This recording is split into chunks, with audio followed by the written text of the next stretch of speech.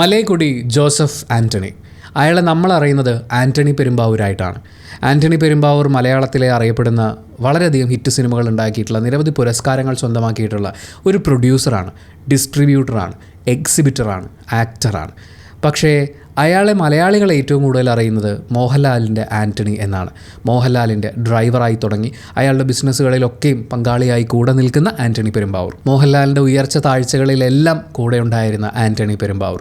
ഈ വീഡിയോ തുടങ്ങുമ്പോൾ എനിക്ക് പറയാനുള്ളത്, ഇതിൻ്റെ കൺക്ലൂഷൻ പോയിൻ്റ് എന്തായിരിക്കും എന്നുള്ളതാണ്. Every Mohanlal needs an Antony Perumbavoor and every Antony deserves a Mohanlal. സൗഹൃദത്തിൻ്റെ, സ്നേഹത്തിൻ്റെ, സഹകരണത്തിൻ്റെ ഒരു വലിയ ഉദാഹരണമായി നമ്മുടെ മുന്നിലേക്ക് വെക്കാവുന്ന ഒരു ബന്ധമാണ്, അല്ലെങ്കിൽ അങ്ങനെ നമ്മൾ മലയാളികൾ കാണുന്ന, നമ്മുടെ മുന്നിൽ ആർക്കും ഉദാഹരണമായി നമുക്ക് പറയാവുന്ന, എല്ലാവർക്കും അറിയാവുന്ന ഫിഗേഴ്സാണ് മോഹൻലാലും ആൻ്റണി പെരുമ്പാവൂരും. ആൻ്റണി പെരുമ്പാവൂരിൻ്റെ വീട്ടിൽ 2 ദേശീയ ചലച്ചിത്ര പുരസ്കാരങ്ങൾ ഇരിപ്പുണ്ട്, 4 സംസ്ഥാന ചലച്ചിത്ര പുരസ്കാരങ്ങൾ ഇരിപ്പുണ്ട്. ആ സിനിമകളിലൊക്കെയും നായകൻ മോഹൻലാൽ തന്നെയായിരുന്നു. ആൻ്റണിയുടെ വിജയങ്ങളിൽ, നേട്ടങ്ങളിൽ മോഹൻലാലുണ്ട്. മോഹൻലാലിൻ്റെ കയറ്റിറക്കങ്ങളിൽ ആൻ്റണി ഉണ്ട്. പക്ഷെ പലർക്കും ആൻ്റണി അങ്ങ് ഇഷ്ടമല്ല. ആൻ്റണി പെരുമ്പാവൂർ അഭിനയിച്ച സീൻ വന്ന കൂവാൻ തോന്നും, കോമഡി പീസായിട്ട് തോന്നും. ആൻ്റണി മോഹൻലാലിനെ പറ്റിച്ച് അങ്ങേരുടെ കൂടെ നിന്ന് ഡ്രൈവറായി മുതലെടുത്ത് വളർന്നു വന്നിട്ടുള്ള ഒരാളാണ് എന്ന രീതിയിൽ അദ്ദേഹത്തെ മോശമായി ചിത്രീകരിക്കുമ്പോൾ വളരെയധികം ആനന്ദം കണ്ടെത്തുന്ന കുറേ ആൾക്കാരെ നമുക്ക് കാണാൻ പറ്റും. മോഹൻലാലിൻ്റെ ഒരു സിനിമ പൊട്ടിയാൽ അതിന് കാരണം ആൻ്റണിയാണ്. ആൻ്റണി ജീവിതത്തിൽ രക്ഷപ്പെട്ടാൽ അത് മോഹൻലാലിനെ പറ്റിച്ചുണ്ടാക്കിയതാണ്. അതെന്താ അങ്ങനെ? എന്താ അങ്ങനൊരു വിരോധം ആൻ്റണിയോട്? നമുക്ക് അവരുടെ ബന്ധത്തിൻ്റെ തുടക്കം മുതലൊന്ന് നോക്കാം. അവർ തന്നെ പറഞ്ഞിട്ടുള്ള കാര്യങ്ങളാണ് ഞാൻ ഈ വീഡിയോയിൽ സംസാരിക്കുന്നത്. ഒരു സിനിമയുടെ ഷൂട്ടിംഗ് സെറ്റിൽ മോഹൻലാലാണ് ആ സിനിമയിലെ നായകൻ. വർഷങ്ങൾക്ക് മുൻപ്, ഒരുപക്ഷെ ഞാൻ ജനിക്കുന്നതിനും എത്രയോ വർഷങ്ങൾക്ക് മുമ്പ്, മോഹൻലാലിൻ്റെ ഒരു സിനിമ ഷൂട്ടിംഗ് സെറ്റിൽ വെച്ചിട്ട് അവർക്കൊരു ഡ്രൈവറെ ആവശ്യമുണ്ട്. ഏതാണ്ട് 20 വയസ്സ് കഴിഞ്ഞ് നിൽക്കുന്ന ഒരു സമയമാണ്. അപ്പോൾ മുതലേ ഡ്രൈവർ ജോലിക്കൊക്കെ പോയി തുടങ്ങിയിരുന്ന ആൻ്റണി എന്ന പയ്യൻ അങ്ങോട്ടേക്ക് വരുന്നു. ഷൂട്ടിംഗ് സെറ്റിൽ മോഹൻലാലിനെ അദ്ദേഹത്തിൻ്റെ താമസ സ്ഥലത്തേക്കും ഷൂട്ടിംഗ് ലൊക്കേഷനിലേക്കൊക്കെ കൊണ്ടുവരിക എന്നുള്ളത് അയാളുടെ ജോലിയുടെ ഭാഗമായിരുന്നു. അങ്ങനെ മോഹൻലാലിനെ സ്ഥിരമായി കണ്ട് ഓൾറെഡി ഒരു ഇഷ്ടമുണ്ടായിരുന്ന താരമായിരുന്ന മോഹൻലാലിനോട് അയാൾക്ക് കൂടുതൽ അടുപ്പം തോന്നുകയും ആ ഷൂട്ടിൻ്റെ അവസാന ദിവസം കുറച്ചധികം സ്വാതന്ത്ര്യം എടുത്തുകൊണ്ട് അയാൾ മോഹൻലാലിനോടൊരു ചോദ്യം ചോദിച്ചു. ഇനി എന്തെങ്കിലും കണ്ടാൽ സാർ എന്നെ ഓർമ്മിക്കുമോ? മലയാള സിനിമയെ താങ്ങി നിർത്തിയ ആ ചരിഞ്ഞ തോള് ലാലേട്ടൻ, അദ്ദേഹം ആൻ്റണിയോട് അന്ന് പറഞ്ഞത്, അതെന്ത് ചോദ്യം ആൻ്റണി, നമ്മൾ ഇത്രയും ദിവസത്തെ പരിചയമുള്ള ആൾക്കാരല്ലേ, എൻ്റെ ഓർമ്മയിലുണ്ടാവും. ആ സമയത്ത് ആ പ്രായത്തിലുള്ള സിനിമാ സെറ്റിൽ ഡ്രൈവറായി വന്നിട്ടുള്ള ഒരാൾ, അയാൾ എന്തായിരിക്കും പ്രതീക്ഷിച്ചിട്ടുണ്ടാവുക? പുള്ളി ചിലപ്പോൾ ഒരു രസത്തിന് പറഞ്ഞായിരിക്കും, പക്ഷേ കേൾക്കുമ്പോൾ നമുക്കൊരു സന്തോഷമുണ്ട്. എന്നാൽ ഇനി എവിടെയെങ്കിലും വെച്ച് കണ്ടാൽ അദ്ദേഹം തിരിച്ചറിയോ? അറിഞ്ഞാൽ സന്തോഷം. അത് കഴിഞ്ഞ് അയാൾ നാട്ടിലേക്ക് പോയപ്പോൾ തൻ്റെ കൂട്ടുകാരോട് എന്തൊക്കെ പറഞ്ഞിട്ടുണ്ടാവും? ഞാനും മോഹൻലാലും ഒരുമിച്ചിരുന്ന് യാത്ര ചെയ്തു, ലാലേട്ടൻ ഭയങ്കര തമാശക്കാരനാണ് അല്ലെങ്കിൽ ഗൗരവക്കാരനാണെന്ന് പറഞ്ഞിട്ടുണ്ടാവും. അദ്ദേഹം എന്നോട് ഇന്ന കാര്യങ്ങൾ പറഞ്ഞിട്ടുണ്ടായിരുന്നു, അദ്ദേഹത്തിൻ്റെ പെർഫോമൻസ് ഇങ്ങനെയായിരുന്നു. അങ്ങനെ എന്തൊക്കെ കാര്യങ്ങൾ കൂട്ടുകാരോട് പറഞ്ഞ് അയാൾ രസം കണ്ടെത്തിയിട്ടുണ്ടാവാം. അതിൻ്റെ ഭാഗമായിട്ടായിരിക്കാം 3-ാം മുറ എന്ന സിനിമയുടെ ഷൂട്ടിംഗ് നടക്കുന്ന സമയത്ത് തൻ്റെ കൂട്ടുകാരോടൊപ്പം അദ്ദേഹം ഷൂട്ടിംഗ് കാണാനെത്തി. ആ 20 വയസ്സ് കഴിഞ്ഞ് നിൽക്കുന്ന പ്രായത്തിലുള്ള വളരെ ചെറുപ്പമായിട്ടുള്ള ആൻ്റണിയുടെ മനസ്സിൽ ആ ആൾക്കൂട്ടത്തിൽ ലാലേട്ടൻ എന്നെ ഒന്ന് തിരിച്ചറിയുകയാണെങ്കിൽ, അദ്ദേഹം ഒന്ന് കൈവീശി കാണിക്കുകയാണെങ്കിൽ, ഞാനൊന്ന് കൈവീശി കാണിക്കും, അദ്ദേഹം എന്നെ ഒന്ന് തിരിച്ച് കൈവീശി കാണിക്കുന്നു, പരിചയമുണ്ട് എന്നുള്ളത് കൂട്ടുകാരൊന്നറിയുമ്പോൾ ചിലപ്പോൾ അയാളുടെ ഉള്ളിൽ ഒരുപാട് അഭിമാനിക്കാൻ പറ്റുന്നൊരു നിമിഷമായിട്ട് അതിനയാൾ സങ്കല്പിച്ചിട്ടുണ്ടാവും. എന്തായാലും അങ്ങനെ കൂട്ടുകാരുമായി ആ ലൊക്കേഷനിൽ ആ ആൾക്കൂട്ടത്തിൽ നിൽക്കുമ്പോൾ മലയാളത്തിൻ്റെ മോഹൻലാൽ അന്ന് വളർന്നു വരുന്ന താരമാണ്. അദ്ദേഹം ആ ആൾക്കൂട്ടത്തിൽ ആൻ്റണിയെ തിരിച്ചറിഞ്ഞു, കൈകാട്ടി വിളിച്ചു, ആൻ്റണി എന്ന് പേരെടുത്ത് അഭിസംബോധന ചെയ്തു.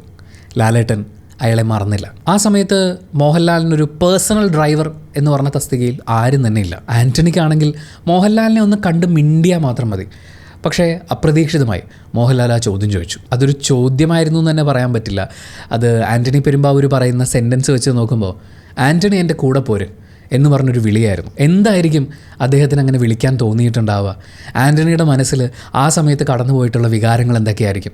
ആ സന്ദർഭത്തിനെക്കുറിച്ച് ലാലേട്ടൻ ഒരു ഇൻ്റർവ്യൂവിൽ ഓർത്ത് പറയുന്നത് ഇങ്ങനെയാണ്: അപ്രതീക്ഷിതമായി എൻ്റെ ജീവിതത്തിലേക്ക് കടന്നു വന്ന ആളാണ് ആൻ്റണി. നമുക്ക് ചില ആൾക്കാരെ കാണുമ്പോൾ ഒരു താല്പര്യം തോന്നില്ലേ? ആ താല്പര്യത്തോടെ ഞാൻ എൻ്റെ കൂടെ കൂട്ടി. ഞാനല്ല ആൻ്റണിയെ വിളിച്ചത്, എന്നെക്കൊണ്ട് ദൈവം വിളിപ്പിച്ചതാണ്. മോഹൻലാലിന് ആ സമയത്ത് ഒരു ഡ്രൈവറുടെ ആവശ്യമുണ്ട്. മുൻപൊരു സിനിമയിൽ കൂടെ വർക്ക് ചെയ്തിട്ടുള്ള ഒരാളോട്, തന്നോട് ഇത്രയും സ്നേഹമുള്ള ആരാധനയുള്ള ഒരാളോട് അയാൾ നന്നായി ഡ്രൈവ് ചെയ്യുന്നു എന്നുള്ളൊരു കാരണം കൊണ്ട് മോഹൻലാലിന് വേണമെങ്കിൽ ചോദിക്കാം, എൻ്റെ കൂടെ പോര്, കുറച്ച് നാൾ നിർത്തി നോക്കാം, അല്ലെങ്കിൽ പറഞ്ഞു വിടാം. പല പല പല പല സാഹചര്യങ്ങളുണ്ടായിരുന്നു.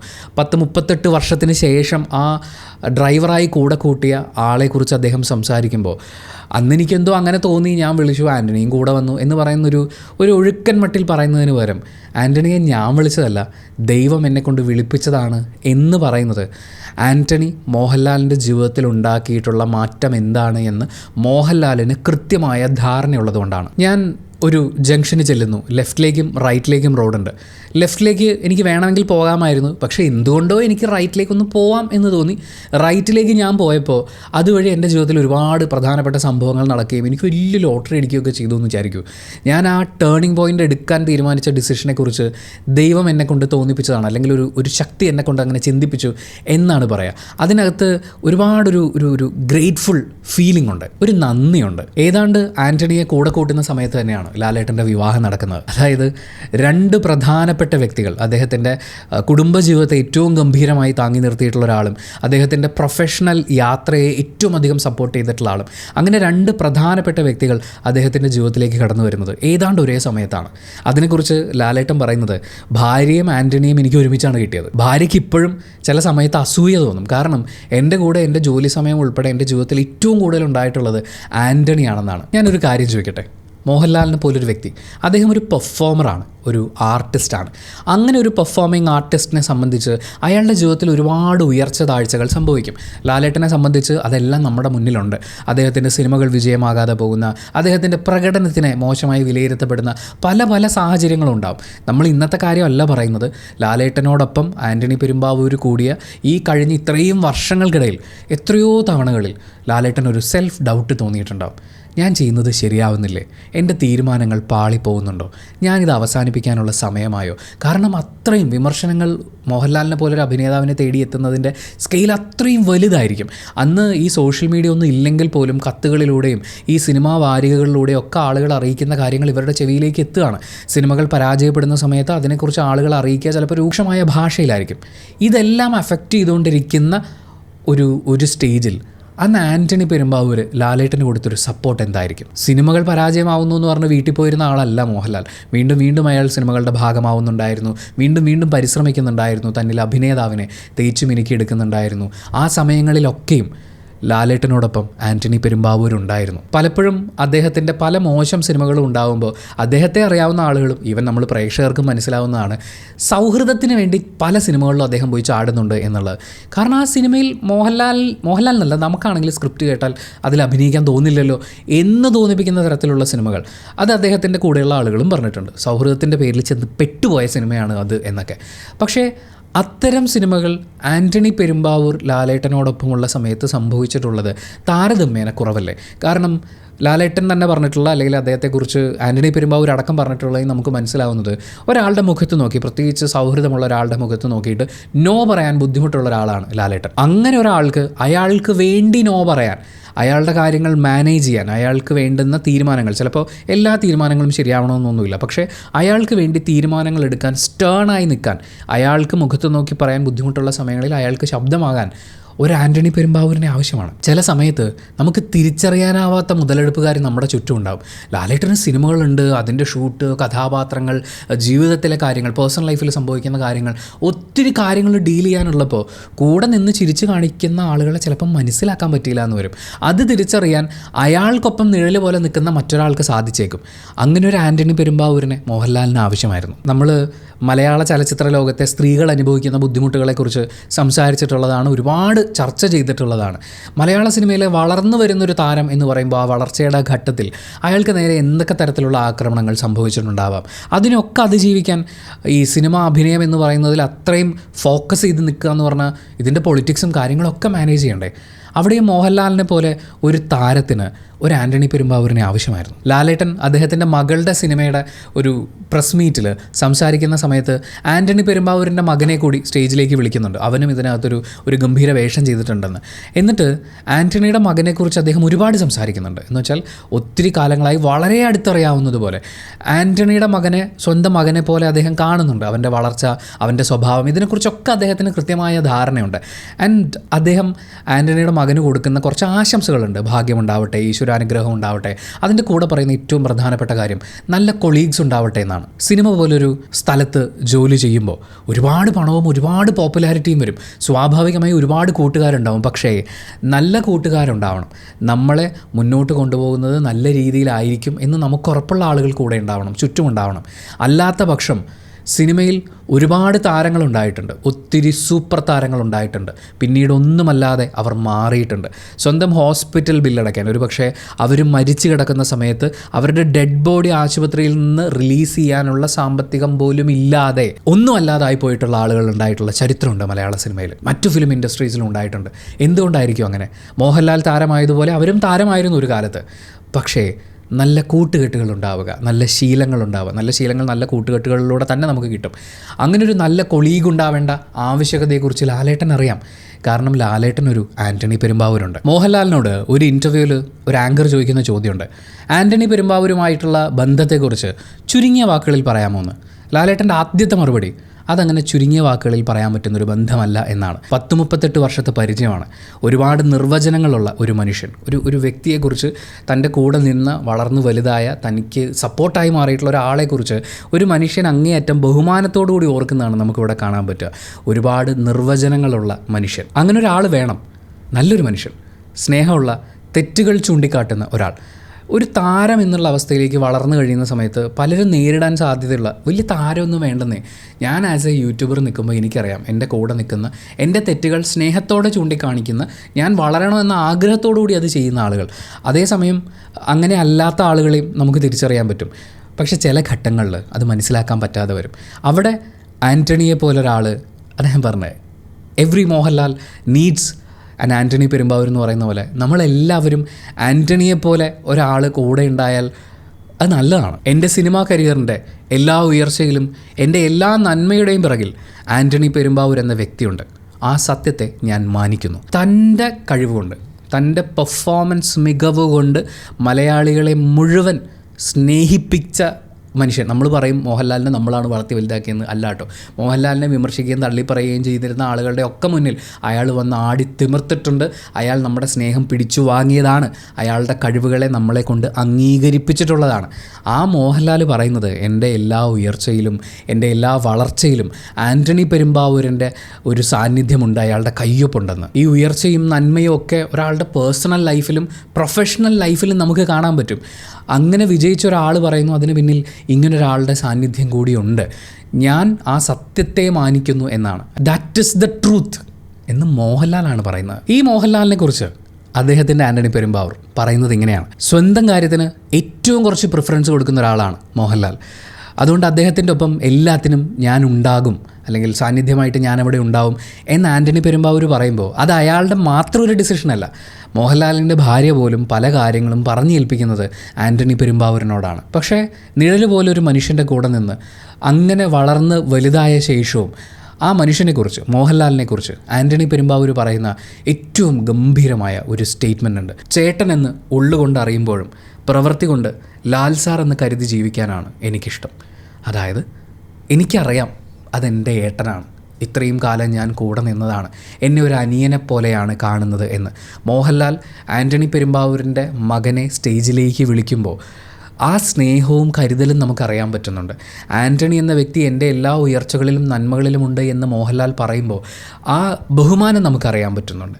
അങ്ങനെ പരസ്പര ബഹുമാനത്തിലൂന്നിയുള്ള അങ്ങോട്ടും ഇങ്ങോട്ടും അംഗീകരിച്ചുള്ള ആ യാത്രയിൽ ഇത്രയും വർഷത്തെ ഒരു ബന്ധത്തിൽ ഒരു മനുഷ്യൻ, ഞാൻ ജനിച്ചിട്ട് 35 കൊല്ലമായി. ഈ 35 കൊല്ലം കൊണ്ട് ഞാൻ എന്നെ അറിഞ്ഞൊരു അറിവുണ്ട്. അതിൽ തന്നെ ഒരു 5 കൊല്ലം എനിക്ക് ബോധമില്ലായിരുന്നു.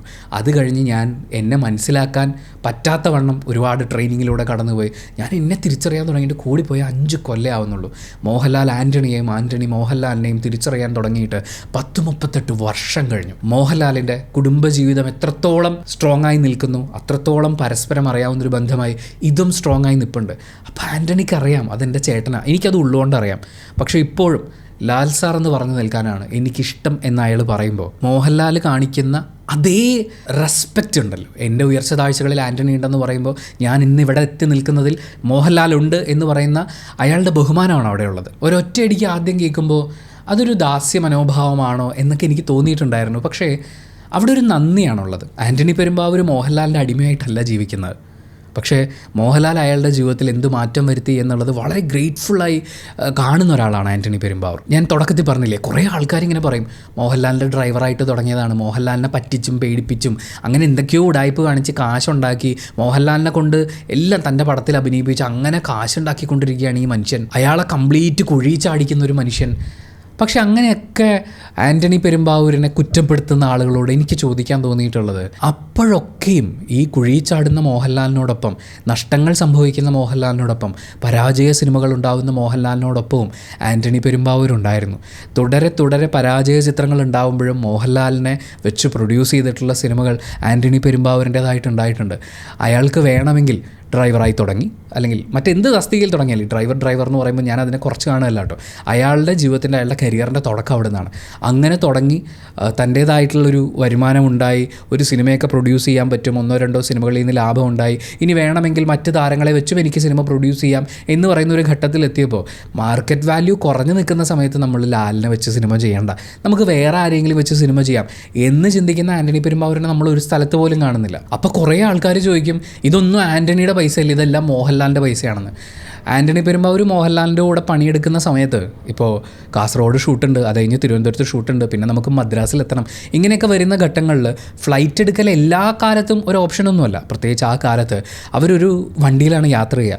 മോഹൻലാൽ ഉറങ്ങുമ്പോൾ മോഹൻലാൽ സ്ക്രിപ്റ്റിനെ കുറിച്ച്, കഥാപാത്രങ്ങളെക്കുറിച്ചൊക്കെ ചർച്ച ചെയ്യുന്ന സമയത്ത് ആൻ്റണി പെരുമ്പാവൂർ വണ്ടി ഓടിച്ചുകൊണ്ടിരിക്കുകയാണ്. അയാൾ എല്ലുമുറിയെ പണിയെടുത്തിട്ടുണ്ട്.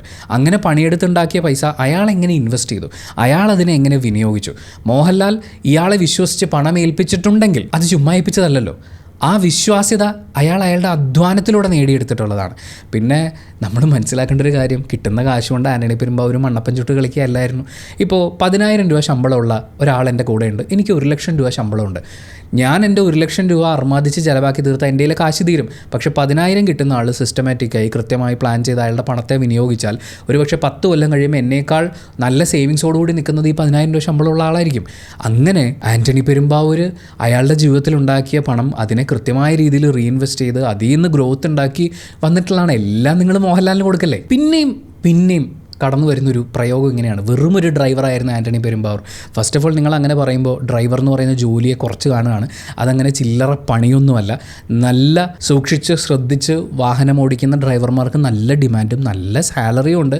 മാത്രമല്ല അവരൊക്കെയും കുടുംബമായി ജീവിക്കുകയും അവരുടെ മക്കളും കൊച്ചുമക്കളും ഒക്കെ വളരെ നല്ല നിലയിലേക്ക് നല്ല വിദ്യാഭ്യാസം നേടി വരികയും ഒക്കെ ചെയ്യുന്നുണ്ട്. അല്ലാതെ ഒരു ഡ്രൈവർ എന്ന് പറയുമ്പോൾ ഒന്നും ആവാത്ത അങ്ങനെയൊന്നും കുറച്ച് കാണല്ലേ. ഏറ്റവും അധികം റെസ്പെക്റ്റ് ചെയ്യേണ്ട, പ്രത്യേകിച്ച് നമ്മുടെ ഈ വൃത്തികെട്ട റോഡ് കൾച്ചറുള്ള നാട്ടിൽ ഇത്രയും സേഫായി വാഹനം ഓടിക്കുന്ന ഡ്രൈവർമാരെ നമ്മൾ കുമ്പിട്ട് തൊഴണം. അപ്പോൾ അങ്ങനെ ഒരു കുറച്ച് കാണൽ സ്വഭാവം അതിലുണ്ട്. 2, ആൻ്റണി പെരുമ്പാവൂർ ഡ്രൈവർ മാത്രമായിരുന്നില്ല, ഒരു സമയത്ത് മോഹൻലാലിൻ്റെ മാനേജർ തന്നെയായി മാറി. പിന്നൊരു വൃത്തികെട്ട ആറ്റിറ്റ്യൂഡുണ്ട് മലയാളികളുടെ. Once a driver he should always be a driver. അവൻ പിന്നെ വളരാൻ പാടില്ല എന്നുള്ളതാണ്. നമ്മൾ പണ്ട് ഒരുപാട് സിനിമകളിലൊക്കെ ഉപയോഗിച്ച് കേട്ടിട്ടുള്ളൊരു വാക്കാണ് പുതുപ്പണക്കാരാ. അവരൊക്കെ പുതുപ്പണക്കാരാ. എന്താണോ ഈ പുതുപ്പണക്കാരെന്ന് പറഞ്ഞാൽ, കഷ്ടപ്പെട്ട് പണിയെടുത്ത് ആ തലമുറയിലെ ഒരാൾ കാശുണ്ടാക്കി, അപ്പോൾ അവർ പുതുപ്പണക്കാരായി. അപ്പോൾ തലമുറകളായി പൈസയുള്ള ആളെ മാത്രമേ നമ്മൾ അംഗീകരിക്കേണ്ട കാര്യമുള്ളൂ. പണിയെടുത്ത് പൈസ ഉണ്ടാക്കി ഒരുത്തനെ നമ്മൾ അംഗീകരിക്കേണ്ട. അധ്വാനിച്ചൊരുത്തൻ രക്ഷപ്പെട്ട് വന്നാൽ നീയൊക്കെ അവിടെ നിന്നല്ലേ വരുന്നത്, നിൻ്റെയൊക്കെ അപ്പനോ അപ്പൂപ്പനോ ഒക്കെ ഇങ്ങനെയായിരുന്നല്ലോ, അതുകൊണ്ട് നീ വലിയ കാര്യമായിട്ട് നെളിക്കണ്ട എന്ന് പറയുന്ന ആ ചീഞ്ഞളിഞ്ഞ ആറ്റിറ്റ്യൂഡ് ഉണ്ടല്ലോ, അതാണ് ഇവിടെ ഭയങ്കരമായിട്ട് വിസിബിൾ വിസിബിൾ ആവുന്നത്. ഞാൻ ഒരു റേഡിയോ സ്റ്റേഷനിൽ വർക്ക് ചെയ്യുന്ന സമയത്ത് എൻ്റെ ഏറ്റവും വലിയ വിഷമുണ്ടാക്കിയൊരു സിറ്റുവേഷൻ, ഞങ്ങളുടെ ഡ്രൈവർ ഒരു നല്ല സ്മാർട്ട് ഫോൺ വാങ്ങിച്ചു വന്നു. ആ സമയത്ത് അതിന് 48,000 രൂപ എന്തോ വില, 68,000 രൂപ വിലയുണ്ട്. അതിനെക്കുറിച്ച് എൻ്റെ കൂടെ വർക്ക് ചെയ്ത ഒരാൾ പറഞ്ഞത്, എടേ ഇനി ഇവനെ അന്വേഷിച്ച് പോലീസുകാരെങ്കിലും വരുമോ, ഇവനിത് എവിടെന്നെങ്കിലും മോഷ്ടിച്ച പൈസയാണെങ്കിലോ എന്ന്. നമ്മൾ ഈ വയലൻസിനൊന്നും അങ്ങനെ പ്രോത്സാഹിപ്പിക്കുന്നില്ലെങ്കിലും അന്നേരം തലയ്ക്ക് ഞാനൊരു അടി കൊടുക്കേണ്ടതായിരുന്നു. അമ്മാതിരി വൃത്തിയായിട്ട വർത്താനമാണ് പറഞ്ഞത്. അവൻ വേറെയും പണിയെടുക്കുന്നുണ്ട്, സാമ്പത്തികമായി തരക്കേടില്ലാത്ത രീതിയിലാണ് അവൻ്റെ ജീവിതം പോകുന്നത്. ഇനി അവൻ ആ ഫോൺ എടുത്തിട്ടുണ്ടെങ്കിൽ അതിൻ്റെ പൈസ അടയ്ക്കാനുള്ള വഴി അവൻ കണ്ടുപിടിച്ചോളും. അല്ലാതെ ഒരു ഡ്രൈവർ എങ്ങനെ ഇത്രയും വില കൂടിയ ഫോൺ വാങ്ങുമെന്നൊക്കെ പറയുന്ന ആ ചിന്താഗതി ഉണ്ടല്ലോ, ഇത് മലയാളിയുടെ തേച്ചാലും മച്ചാലും ഒന്നും പോകാത്തൊരു ദുസ്വഭാവമാണ്. പുതിയ തലമുറയിൽ ആ സ്വഭാവം മാറി വരുന്ന ആളുകളുണ്ട്. ഇനി ആൻ്റണി പെരുമ്പാവൂരിലേക്ക് വരുമ്പോൾ, മോഹൻലാലിന് ഏറ്റവും ആവശ്യമായിട്ടുള്ള ഒരു നല്ല ഫിൽറ്ററാണ് ആൻ്റണി എന്നെനിക്ക് തോന്നിയിട്ടുണ്ട്. പലരും പറയും ലാലേട്ടൻ്റെ അടുത്ത് കഥ പറയാൻ പോകണമെങ്കിൽ ആദ്യം ആൻ്റണി പെരുമ്പാവൂരിനെ ആദ്യം അതൊന്ന് കൺവിൻസ് ചെയ്തെടുക്കണം, അത് ഭയങ്കര പാടാണ് എന്നൊക്കെ. അതിൻ്റെ സത്യാവസ്ഥ എനിക്കറിയില്ല. പക്ഷേ ആൻ്റണി പെരുമ്പാവൂർ ത്രൂവേ മോഹൻലാലിൻ്റെ അടുത്തേക്ക് എത്താൻ പറ്റുള്ളൂ. ആദ്യം ആൻ്റണി പെരുമ്പാവൂരിനെ കഥ പറഞ്ഞ് കേൾപ്പിച്ച് കൺവിൻസ് ചെയ്യണം എന്നൊക്കെ ആണെങ്കിൽ, നിങ്ങൾക്കത് ബുദ്ധിമുട്ടാണെങ്കിൽ നിങ്ങൾ ചെയ്യേണ്ടതേ. ഇപ്പോൾ ആൻ്റണി പെരുമ്പാവൂർ എടുക്കുന്ന എല്ലാ തീരുമാനങ്ങളും ശരിയാവണമെന്നില്ല. നിങ്ങളൊരു സ്ക്രിപ്റ്റുമായിട്ട് ചെന്നു, ആൻ്റണി പെരുമ്പാവൂർ സമ്മതിച്ചില്ല, ആ ഫിൽറ്ററിൽ നിങ്ങൾക്ക് കടക്കാൻ പറ്റിയില്ല, നിങ്ങൾ വേറൊരു താരത്തിന് വെച്ച് ആ സിനിമ ചെയ്ത് ഹിറ്റാക്കൂ. ഈ സിനിമ ഞാൻ ലാലേട്ടനെ വെച്ച് ചെയ്യിപ്പിക്കാനിരുന്നതാണ്, ഇത്രയും വലിയ വിജയമാവും എന്നൊക്കെ എനിക്ക് അന്നേ അറിയായിരുന്നു. പക്ഷേ അന്ന് ആൻ്റണി പെരുമ്പാവൂർ പറഞ്ഞുകൊണ്ടാണ് ഞാൻ ഈ പടം അങ്ങനെ ഏൽപ്പിക്കാൻ എന്ന് വല്ലതും ആരെങ്കിലും പറയുകയാണെങ്കിൽ നമുക്കതിനെക്കുറിച്ച് പറയാം.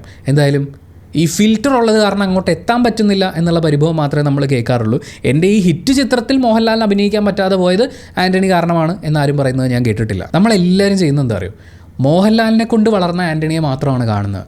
ആൻ്റണിയുടെ സപ്പോർട്ട് ഗുണം ചെയ്ത മോഹൻലാലിനെ ഇവിടെ ആരും കാണുന്നില്ല. മറ്റൊരു രീതിയിൽ പറഞ്ഞാൽ അത് ആൻ്റണി ആയതുകൊണ്ട് മാത്രം, അയാൾ തുടങ്ങിയതൊരു ഡ്രൈവറായിട്ടാണ് എന്നുള്ളത് കൊണ്ട് മാത്രം അതിനെ കാണാൻ താല്പര്യമില്ലാത്ത, അതിനെ ചവിട്ടിത്താഴ്ത്താൻ ഇഷ്ടപ്പെടുന്ന ഒരു വിഭാഗം ആളുകൾ ഇവിടെയുണ്ട്. പക്ഷേ മോഹൻലാലിനെ ഒന്ന് കാണാൻ, അടുത്തിരിക്കാൻ, ഒന്ന് സംസാരിക്കാൻ, ലാലേട്ടൻ എൻ്റെ പേരെടുത്ത് എന്തെങ്കിലും വിളിക്കുമോ എന്നൊക്കെ ആഗ്രഹിച്ച് കാത്തിരിക്കുന്നൊരു വലിയ വിഭാഗം ആളുകൾ ഇവിടെയുണ്ട്. എത്രയോ ആരാധകർ ഇവിടെയുണ്ട്. അദ്ദേഹത്തെ പരസ്യമായും രഹസ്യമായും ഇവൻ കുറ്റം പറയുകയാണെങ്കിൽ പോലും ലാലേട്ടൻ പേരെടുത്ത് ആ മോനെ എന്ന് പറഞ്ഞൊരു വിളി വിളിച്ചു കഴിഞ്ഞാൽ എന്താ ലാലേട്ട എന്ന് പറഞ്ഞ് വിളി കേട്ട് പോകുന്ന അങ്ങനത്തെ ഒരു ഓറയുള്ളൊരു മനുഷ്യൻ. അയാളുടെ കൂടെ അന്നും ഇന്നും അയാൾ പേരെടുത്ത് വിളിക്കുന്ന, അനിയൻ്റെ സ്ഥാനം കൊടുത്ത് കൂടെ കൊണ്ടു നടക്കുന്ന ആൻ്റണിയായി ഒരൊറ്റയാളേ ഉള്ളൂ.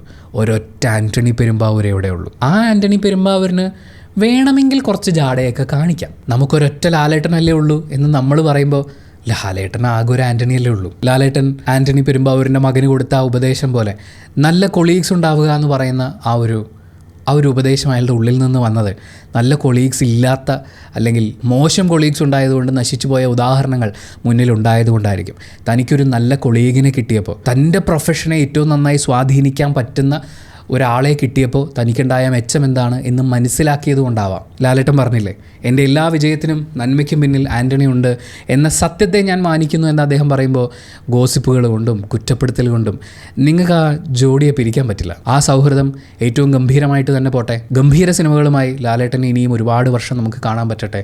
അദ്ദേഹത്തിൻ്റെ കൂടെ തണലായും താങ്ങായും ഒരു നല്ല ഫിൽറ്ററായും ആൻ്റണി പെരുമ്പാവൂരും ഉണ്ടാവട്ടെ. കാരണം നമുക്ക് കാണാൻ കിട്ടാൻ വളരെ ബുദ്ധിമുട്ടുള്ള ഒരു കാര്യമാണത്. വർഷങ്ങളോളം ഓരോ വർഷം കഴിയുന്തോറും സ്ട്രോങ് ആയി വരുന്ന സൗഹൃദങ്ങൾ. ആദ്യം പറഞ്ഞത് ഒന്നുകൂടി പറയാണ്, every Mohanlal needs an Antony Perumbavoor and every Antony deserves a Mohanlal. Thank you so much for watching this video ഇഷ്ടപ്പെട്ടാൽ മാത്രം ലൈക്ക് ചെയ്യുക, ഇഷ്ടപ്പെട്ടിട്ടില്ലെങ്കിൽ എന്തുകൊണ്ട് ഇഷ്ടപ്പെട്ടില്ല എന്ന് കമൻറ്റ് ചെയ്യുക. ചാനൽ സബ്സ്ക്രൈബ് ചെയ്യുന്ന കാര്യവും ഹൈപ്പ് ചെയ്യുന്ന കാര്യമൊക്കെ പരിഗണിക്കുക.